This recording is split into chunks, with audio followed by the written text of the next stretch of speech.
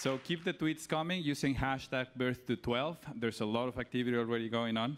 And today we will have an opportunity to hear two conversations, separate conversations with the two candidates for State Superintendent of Public Instruction this morning. And the next event is a conversation with Tony Thurmond.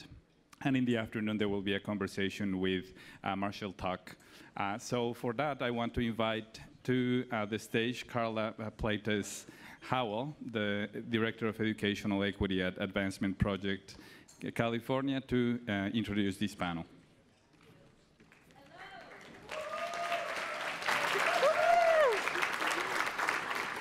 What an exciting morning. This has been incredible. To be in the state of California and talk about race and equity, to have students actually tell us what they need in classrooms, and most importantly, all of you sitting for a really long time, and every education expert in this room is telling us, you don't do that, we have short attention spans.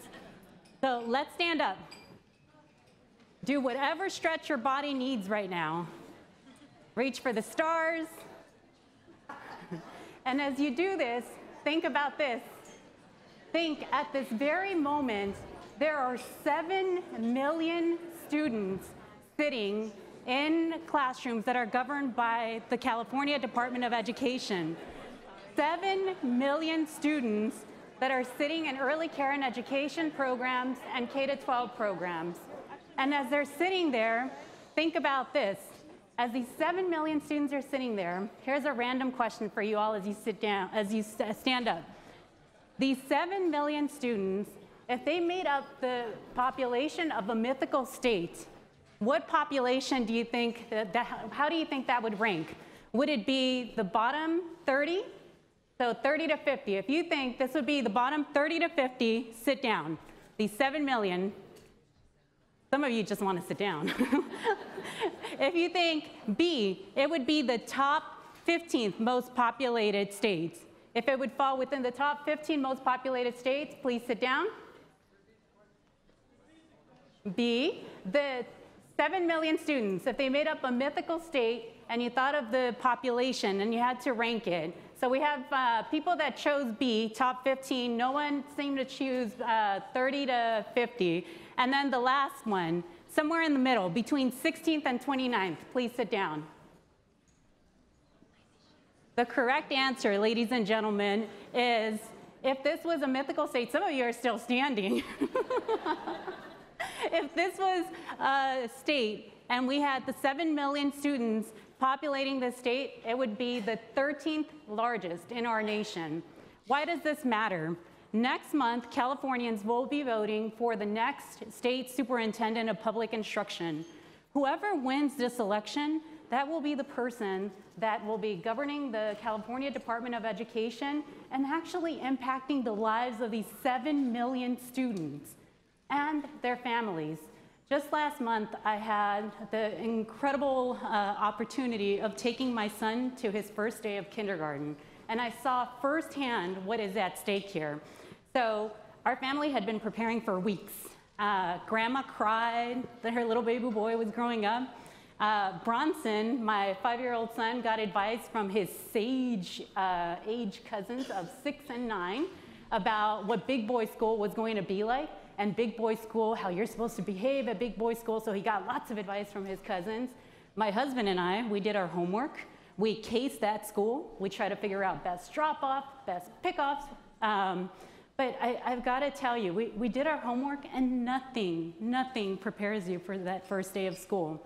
On the day, I woke up Bronson, really cute, cherub cheeks, big brown eyes. He wakes up, does a judo roll off of his bed. I'm like, that's so cute. And then he runs under his bed. And I'm like, not so cute. Our time tripled. We literally were rushing off to school. He's crying in the back seat. Mom, I don't want to do this. Crying. His 2-year-old sister is crying, but she's pretend crying. She's not really crying. It's sort of like empathy crying. And we rush into school, barely make the bell, and it is totally overwhelming for all of us. There are kids crying. Our principal is directing traffic because she's so understaffed. I overhear the teachers talking, and our teacher is saying, I just don't have enough money to buy the supplies I need for my classroom.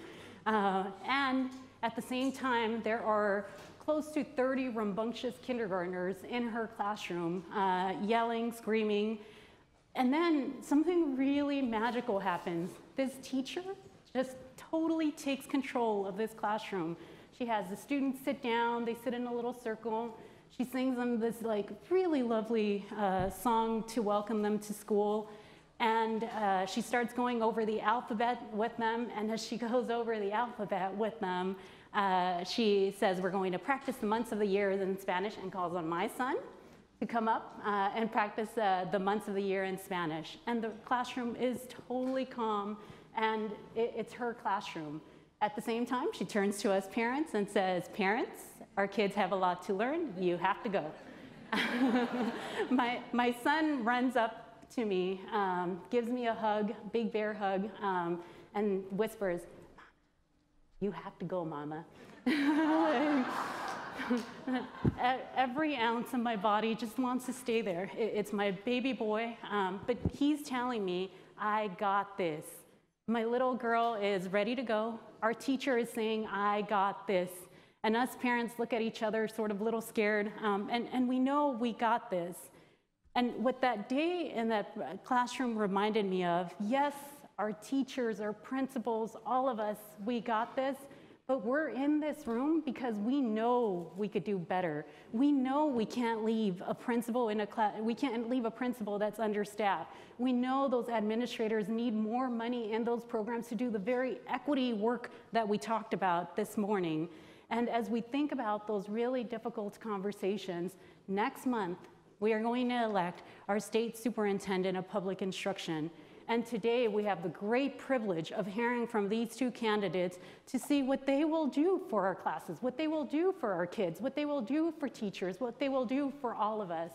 So these conversations, for those of us that care deeply, matter so much. And today the format that we have set up for you is a 30-minute format with each candidate. Each candidate will have 5 minutes to give you an overview of their vision. Then the great Louis Friedberg and Citlali Ruiz, who you just heard from, will do a 10-minute interview with each candidate. We will open up the floor for all of you to ask questions, and then candidates will have 5 minutes to give closing remarks. So without further ado, at this point, we'd like to welcome Assemblymember Tony Thurmond.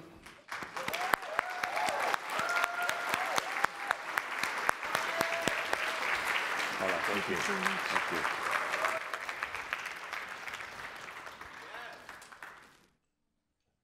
Good morning, everyone. Oh, wow, it's like that. Good morning, everyone. Buenos dias. Nehoma. Ho, you say ho when I say that. That's all I got. Gracias a todos, porque vamos a ganar. We are going to win for all of our students in the great state of California. I'm not talking about the campaign. I'm talking about the campaign to help our students so that they never again feel that JFK means jail for kids. Thank you, Brother Jones, for lifting that up. He's from my district, and I gotta tell you, as someone who served on that school board, as someone who fought to keep that school open and to see the inequity, it hurts my heart to know that my very neighbors who live in Richmond feel that way. And the fact that we spend $6 billion on prisons in this state and so little on preschool and higher education means that we must make a change. That's why I introduced a bill that would tax private prisons in this state until we can shut them down and force them to put money into preschool. Because we need a universal preschool program to give our kids a chance to close the school-to-prison pipeline. I've probably used up all of my 5 minutes already. I'm ready for your questions. I don't know what you can say in 5 minutes about changing where we are in the course of education, but I know that together we can. And I'm hopeful that this water cooler conversation, I love the name water cooler, will lift up more than just what happens at the water cooler. We talk at the water cooler informally, but if we just talk, then our kids will continue to feel like what Brother Jones just said. We've got to make sure that we provide a great quality education for every student in the state. If I had $1 for every time someone told me that I should only focus on the kids who show promise and potential, I can't tell you how many times I've been told that. I reject that notion because all our kids show promise and potential. And education is not about competition. They all deserve to get a great education. It's so interesting. Everyone's talking about equity, equity, equity, equity, equity, equity. Everywhere I go, people say, how do you define equity? How do you define equity? And I thought about it. Equity has been this conversation that has been taking place in my life, my entire life. I grew up in a 100% African-American neighborhood. That means all of our schools were segregated, every single one. Every kid in my school was on the free lunch program. I didn't know that till I became an adult. You know, I ate the free lunch underneath the desk because all my friends teased me for eating the free lunch. I had to carry an orange ticket that signified I was a free lunch student. And they made fun of me. And then I became an adult, and I realized everyone in my neighborhood was on the free lunch program. I didn't understand it. And I realized that everyone in my neighborhood was on some form of public assistance. I went to the store with the food stamp coupons, not the EBT card, y'all. I had she laughing, she knows what I'm talking about. I had a green coupon, a brown coupon. I ate so much government cheese that I thought that USDA was a brand name. And some of y'all know what I'm talking about. You had to cut through that thick plastic in that big old box. I did not, look, she's shaking her head. I did not want it, but it became the best grilled cheese sandwich I ever had. These were programs that helped my family to overcome poverty, and we struggled a lot. And I think about it every single day that I could have easily ended up in California State Prison, and instead I ended up in the California State Assembly. I want to give that to the 6 million kids in our state, to give them those kinds of opportunities. You know, I think about equity in a more personalized way. I think about being the son of immigrants from Panama. My mother came to San Jose to be a teacher from Panama, and she was very ill. She had cancer. She passed away when I was 6 years old, and my brother and I went to live with a cousin who we never met who lived in Philadelphia, and she raised us as her sons. Can you imagine a 5-year-old and a 6-year-old showing up on your doorstep, and you take them in and raise them as your sons? And she ensured that we got a great public education that saved my life. And so my life went in a different direction. And it gave me the opportunity to be a legislator who could pass a bill that the governor just signed this week that means that we will have dual language immersion and dual language instruction in our schools again and have funding for that. I'm going to be strength-based. I'm going to be strength-based and talk about what he signed because he vetoed a couple things like the ethnic studies bill. And I'd like to be the superintendent who co-sponsors the ethnic studies bill and gets it signed by our governor next year. And I want to work with our next governor to get a universal preschool program in this state. And I want to make sure that for once and for all, we get away from being 46th in a nation in per pupil spending, even though California is the 5th wealthiest economy in the world. We can and must do better, and we must make our kids number one and start right there by making sure that we make them number one in how we fund them. Because they always say you define your values by what you put in your budget, and our kids are what we value. So let's give them a real budget and give them a real great quality education. And so, mi hermana's already telling me I gotta stop. Y'all get me all fired up on this mic up here, so I'm gonna be respectful and obedient. And say thank you for the invitation. I look forward to what comes out of this conversation. And no matter what you do, no matter how you vote, make sure you tell people to vote. Because we live in an era where we have a Secretary of Education who says she won't fight for transgender students in our state. Well, I will. I'm going to fight for all of our LGBTQ students and our bilingual students and our students of color, because every single one of our students in this state deserves to have a great education. Thank you for having me here this morning.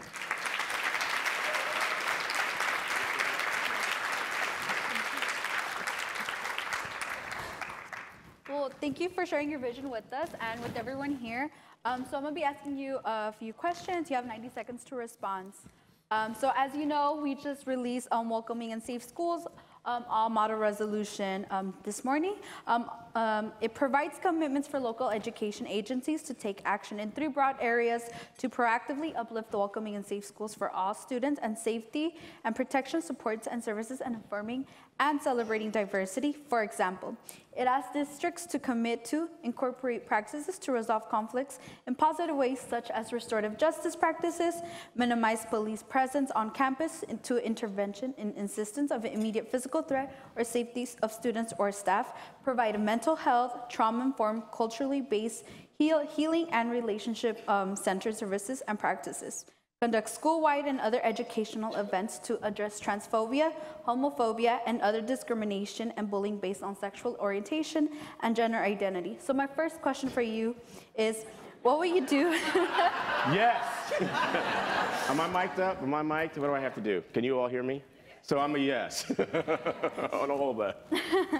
Okay, so what would you do as state superintendent to support school districts and other local education agencies to create and implement their own version of the Welcoming and Safe Schools for All model resolution? So I'd like to start by building on what we did this year.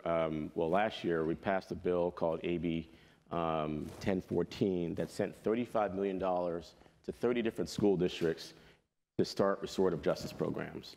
It took the money from the jails and put it where it belongs, in K-12 education programs. And so to continue to build on that, to continue to build on restorative justice programs will be a priority for me. And I intend to, as superintendent, sponsor legislation that will pass an ethnic studies program in our state, and that will pass training for our educators to work with our LGBTQ youth, meaning all the bills that the governor just vetoed for me and other legislators that would help to create that safe space. I intend to sponsor. You heard it here, y'all. Y'all are the witnesses. I'm working on that legislation right now. I can't even vote on another bill next year, and I've already decided to introduce legislation to provide school-based mental health programs, because I do not believe that our teachers need guns in our schools to keep our kids safe. And so we're going to continue to have the kind of strength and backbone that someone like Delane Easton had as superintendent to make sure that we provide our kids with the resources that they need. Any teachers in the room right now? How many of you want to have guns in your classroom? None. How about you want to have pencils and paper that you don't have to pay for, and we give you the resources to educate your kids and mental health programs to support them? That's what I intend to do to support safe spaces in our schools. Thank you, thank you. Bringing it back. Assemblyman, hard to believe that it's 5 weeks from tomorrow for the. You know, I've been campaigning for almost 3 years, and so I don't think about it. We're using this campaign to talk about the issues that are important, and so I hope that you all will participate in the teletown hall we're doing on Thursday to talk about college affordability. It's no longer enough to talk about how we pay for tuition. You know, we got to talk about our kids who are hungry and homeless in our community colleges and in our CSUs and our UCs. And so, yes, it's been a long campaign, but we're using it to elevate the issues, closing the achievement gap. I don't want to talk about it. I want to be about it. And so I hope that you all will participate in that. And our literacy, we're doing a literacy teletown hall on October the 24th. And I hope that you all will join in with us. So, yes, we intend to be busy in these last 5 weeks. And I'll shut up now and let you ask your question. Trying to squeeze in as many questions as we can in a short amount of time. All right, but I'll be brief. Getting down to facts just came out. One of the papers did document the weaknesses in the California Department of Education, which you will be heading. Yes. And will be responsible for implementing a lot of the things we're talking about today. And the report actually documented there's some structural reasons why CDE is weaker than it should be. Cutbacks over the years, people paid less than they actually get paid in districts, and so on. Yes. What specifically would you do as superintendent to strengthen the Department of Education? Well, I'm going to start with the experience of some great former superintendents like Delane Easton, who was here. You know, I'm not going to start from scratch. I'm going to go to Delane Easton and Jack O'Connell and Tom Torlakson and really start the work of building a transition team and doing a lot of walking around and seeing who's doing what and who's not. Because the bottom line is everything that we do has to be through the lens of helping kids. And I'm going to work with the department staff and our county superintendents on how the department interfaces with our county superintendents. I'll be honest, I'm certain that many people experience the department as a barrier to their success. I know there are a lot of early childhood educators and folks who work in childcare in this room. And I remember being told once that someone waited so many weeks to get a reimbursement check for their program. I was like, I could have gotten on a plane and delivered it the same day. We could have gotten it faster because there was no electronic ability to send the funds to our providers who are providing childcare and early education services on the ground in our community. We are struggling with our ability to manage data for the department. Data goes in, and we can't get data out. And one of the places where we see this the most is when students transfer in between schools, and we cannot continue to follow and monitor their attendance patterns. And reducing chronic absenteeism is a huge concern for me. To me, if we can't get after those kids who miss more than 10% of school before they're even in 3rd grade, we're going to be behind the 8 ball, always trying to catch up. Not to mention that we leave $1 billion worth of revenue on the table for school districts in the state, just from lost average daily attendance revenue. And so all that to say that we have to strengthen our data systems, and we have to be able to have good data go in and come out. People want to know how schools are performing and how districts are performing, and they have the right to know that. And so we will work on ways for our data systems to be useful and to be able to give output of what gets input into it for the use of those we serve. And that means we have to be very customer service in our focus. Now, there are a lot of people at the department doing a hard job, and there are a lot of restrictions. We have a federal administration that's threatening to cut programs for English learners and cut after-school programs. So we are doing this in the most difficult of times. But this is our opportunity to ensure that we change the direction of where the California Department of Education is going. And at the helm, I intend to bring new direction to that, and new energy to that, and new partners. We will have a conversation about how we generate permanent revenue for K-12 education in the state. Because when I got sworn in as a school board member in 2008, I was asked to close 10 high-performing schools that serve kids of color, strictly because the state budget was so bad. We can no longer pretend that local control funding formula gives us enough money to handle everything in our state. We have to be real about that. And I'm going to, lead a department that is very nimble and focused outward, not just on what we do inward. Yes, we have an accountability function, but that's not the only job that the department has. Our job is to provide resources and technical assistance. And like the legislation that I helped to pass that sent money from the department to school districts to get support for closing their achievement gaps. We have to provide the kind of technical assistance that leads to more professional development for our educators. And I really want to see the department do two things. First thing I'm going to work on upon being sworn in is launching a statewide literacy campaign. We are somewhere in 43rd in the nation in 3rd grade reading and 3rd grade math. And I'm going to launch a statewide literacy campaign from the State Department of Education in partnership with our 58 county superintendents and all the organizations that serve literacy. We're going to change the conversation around how we provide computer science in our districts and STEM education. I'm very proud that the governor did approve my legislation that would send another $100 million to school districts for STEM, for special education coaching of our teachers, and $150 million for career technical education so we can do college and career. I'm going to turn to Sitlali. I see our time is running out. Before we go to you guys, get your questions ready. I got a lot of things I want to work on. Good. That's a good thing. So going back to the ethnic studies class, I really want to know in here what you're willing to do and really push this, because I know back in the OC, we have these books, and I'm pretty sure in California we have these books where it talks about, colonizers, colonizing.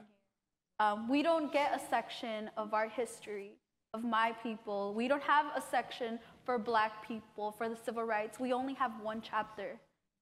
So what happens is when a student wants to have an ethnic studies class, goes up to the principal, and he tells the principal, we need an ethnic studies.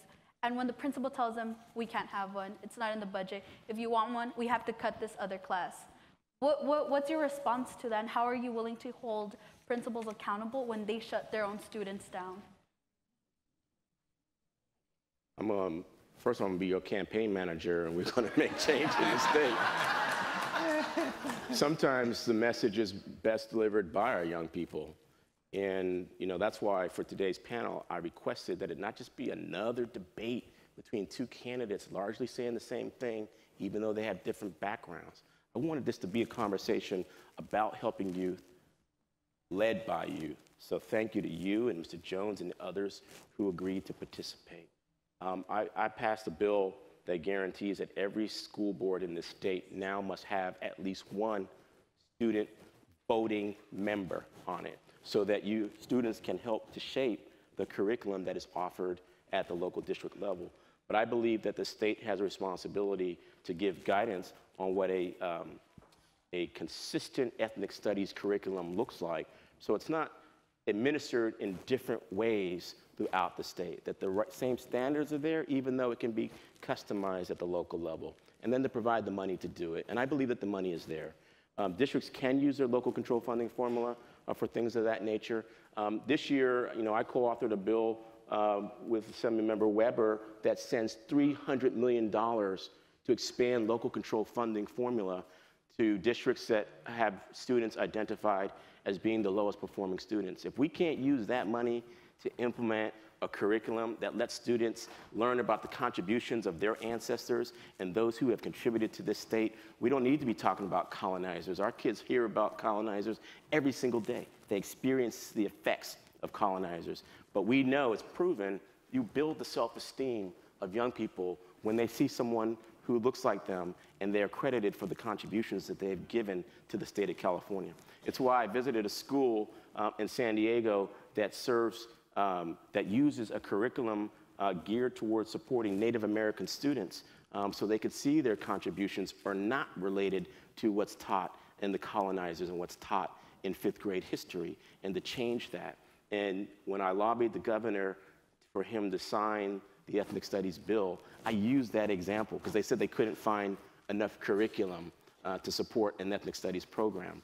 And I said, well, here's the curriculum. Here's an example that you can use. So I intend to, as superintendent, sponsor that legislation. I've already spoken with the author, Assemblymember Medina, and we've talked this morning about reintroducing that legislation, and that I would sponsor it, and that I would work with districts to use their local control funding formula and the additional dollars that the legislature put in the budget this year to help pay to implement the ethnic studies program.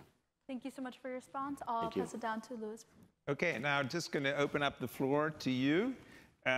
Thank you, Marshall. And now there are 2 mics in the back of the room. Marshall's this afternoon. Excuse me. Tony. I know we look alike and all. He's like this tall, and I'm like this tall. As I said, this has been a marathon, not a sprint. So for those of you who want to talk to Tony, please go to the back of the room. And the mics are okay. Let's go back there. Hi. So again, I'm Troy.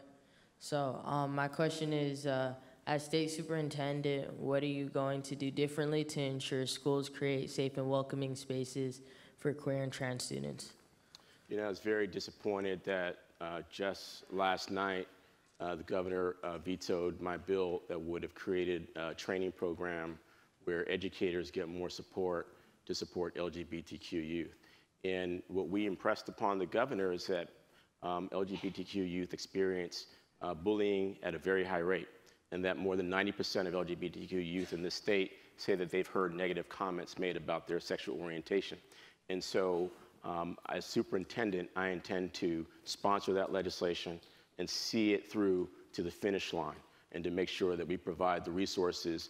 And all the bill said is that our schools can provide students with information where they can get support in their communities and in their schools, but to customize it so that every school community knows where those resources exist.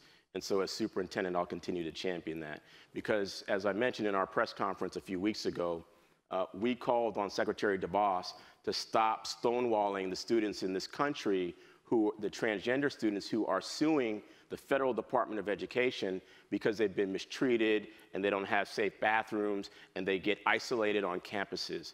And unlike Secretary DeVos, I'm going to stand up for our kids in California. I'm going to make sure that we introduce this legislation to get this curriculum, that we fund it, and that we support all of our students to be safe from bullying, and so that we can lower the level of depression and suicidal rates that we see for many of our transgender and LGBTQ students. And I would love to work with student organizations like those who joined us. We did a town hall this year on how school districts can incorporate these supports into their local curriculum and their local activities. And we'd be honored to work with many of the student groups that are here in the room and others in the state on how we bring this support forward. Thanks for your question. Go to the mic on this side of the room. Good morning. Morning. Going back to what you mentioned about CDE and ELSD, you mentioned universal preschool. So my question is, we have Head Start, CSPP, we have transitional kindergarten, all competing across, at least in Southern California. What would be your approach to ensure that we're collaborating versus in competition for dollars? You know, right now, that competition extends, you know, as a system, we pit early education against K-12 education and against higher education, instead of viewing them as a continuum. And I want us to get to the place where it's a continuum and we properly fund all of them. I think the best way that we can start is in 2020, there'll be a ballot measure that would make reform to Prop 13 and create a split roll tax and force corporations to pay their fair share and not increase taxes for seniors or homeowners or small businesses, but would generate $11 billion more for the state of California. I believe that's our first step to creating a broader pot of resources to support the continuum of education so that we no longer are pitting groups against each other fighting for the same dollars. I hope that you all will support this campaign. I guarantee you, unless you're a millionaire or a billionaire, it will not increase your taxes one bit. If you own big property, well then I'm sorry. We're going to ask you to do what working people do all the time, pay a little bit more to help our kids and to change this narrative. I'm also going to be putting together a group that works on one thing and one thing only, identifying permanent funding sources for education in the state of California. New York State provides twice what California pays per pupil, even though we are the biggest state in the union. We should be chasing New York and exceeding New York. My goal as superintendent is for us to move in the top 10 states in funding and per pupil funding within the next 4 years. And if you all were to give me a second term, to get us #1 within 8 years. Great. Will you help me? Can we do it together? Hopefully Can we do it so. together? I've been a CDE contractor for 22 years, so I will say there's a lot of high quality staff there. They're underfunded. So one of the things we need to look at, certainly there may be complications, you mentioned that earlier, but they're an underfunded division. So perhaps if they had more positions, that would be something where they could be able to serve their contractees better. I think that there are great people at the Department of Education. And so if I wasn't clear before, let me be clear. I think that people have been working in very difficult circumstances, and I agree with you that we've lost great people because they can't make the financial choices that the department makes. Now, we have to be really clear with ourselves. Given where things are in this state, it will be hard to make a case to start giving raises and to increase the budget at the Department of Education. Right now, there are those who literally want to get rid of the state superintendent of public instruction position. You know, there's so much interest in reworking everything. And they had the nerve to ask me to introduce that legislation. I said, while I appreciate your interest in looking for responsible reform, I'm not your author, right? Because I think we need a spokesperson who stands up for education and who is a champion for education, fighting for our kids in the state, and standing up to a federal government that's trying to cut our funding for special education and after-school programs. So I support you in saying, yes, that we do need to look at how we eventually increase the budget at the Department of Education. But before we can talk to anybody about increasing funding, we've got to be able to show results. We've got to make the most of what we have.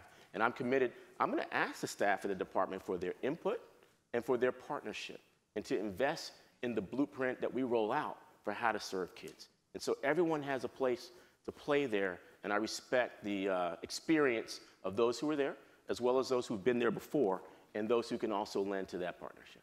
Great, thank you. Let's get in a question from the back.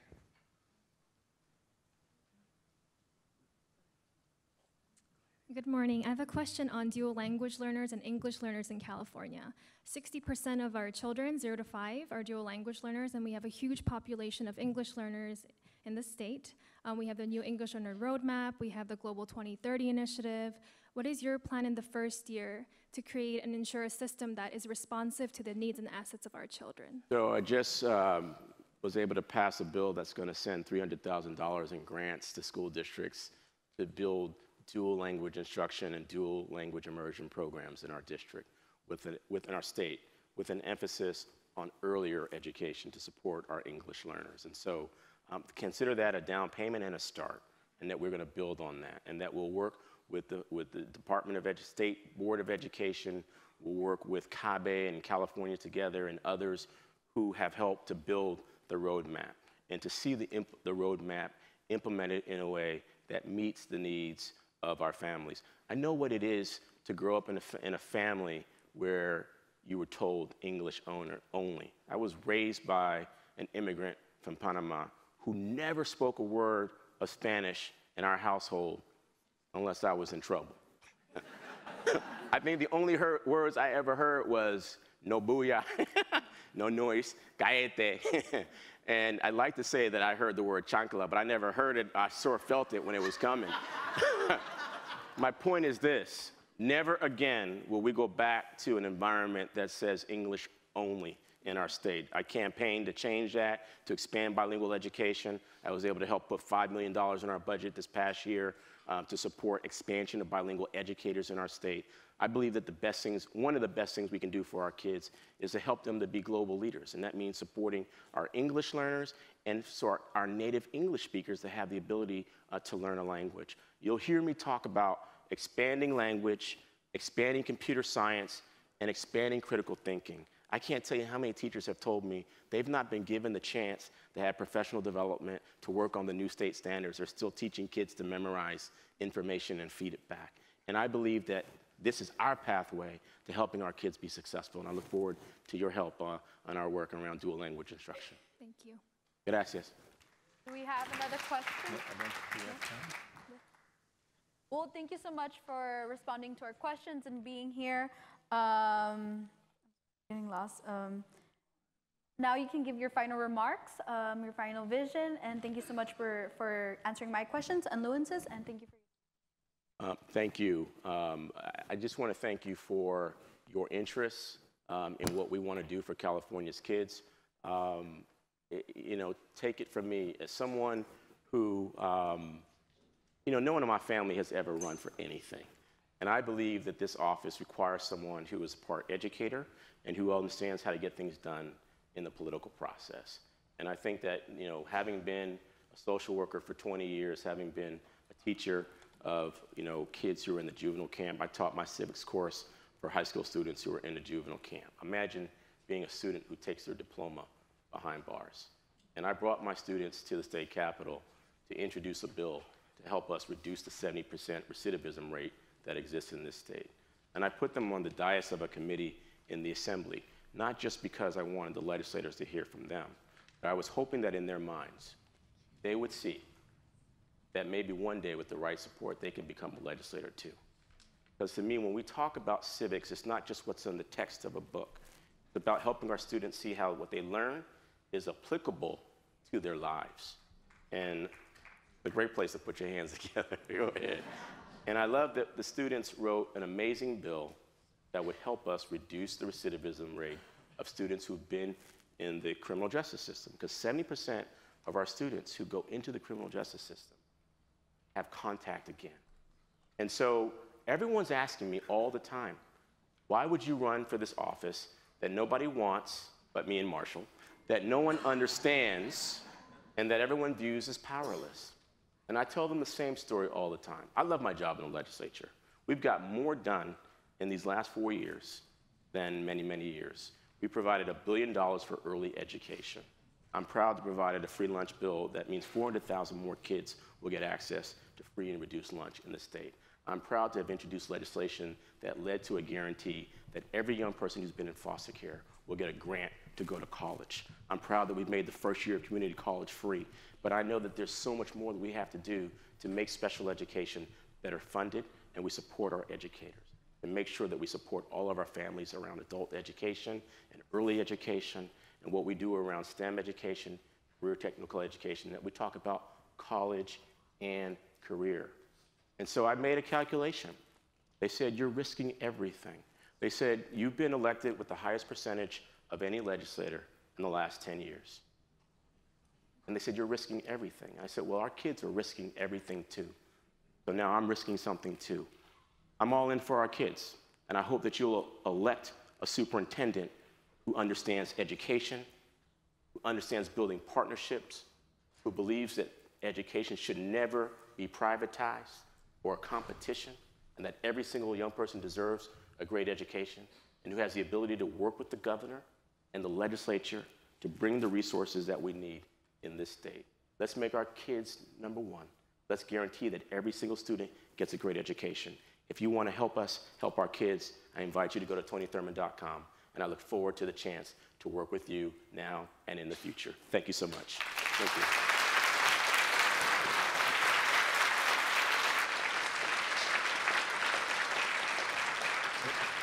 Thank you. Great. Well, I know the election can't come soon enough for all of us in this room. California is so critical to not only what happens here, but what's happening nationally. And I know many of you are working on other elections that are as important as the ones we're hearing from today. So thank you, Assemblyman Thurmond, for sharing your vision. We'll now have a 10-minute break.